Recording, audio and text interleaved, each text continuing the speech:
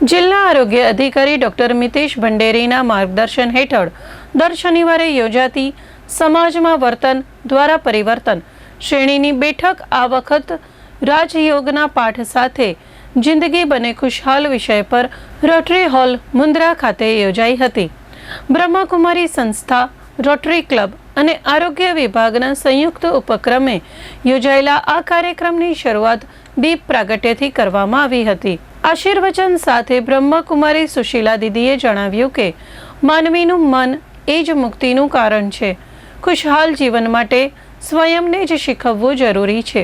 Rotary charitable સોસાયટીના પ્રમુખ અને નગરપાલિકાના દંડક દિલીપભાઈ ગોરે આરોગ્ય કર્મચારીઓની સેવા પ્રશંસનીય ગણાવી તથા દરેક પરિવારના આયુષ્યમાન કાર્ડ વહેલી તકે બનાવવા માટે અપીલ કરી હતી। જિલ્લા માહિતી અને શિક્ષણ વિભાગના ઇસ્માઇલ સમાએ જણાવ્યું હતું કે પ્રધાનમંત્રી નરેન્દ્રભાઈ મોદીના ટીબી મુક્ત ભારત અભિયાન અંતર્ગત કચ્છ જિલ્લામાં અત્યાર સુધીમાં 278 ટીબીના મુક્ત દર્દીઓ ચેમ્પિયનનું બિરુદ મેળવી અન્ય દર્દીઓ માટે પ્રેરણાદાયી અને માર્ગદર્શન બનશે।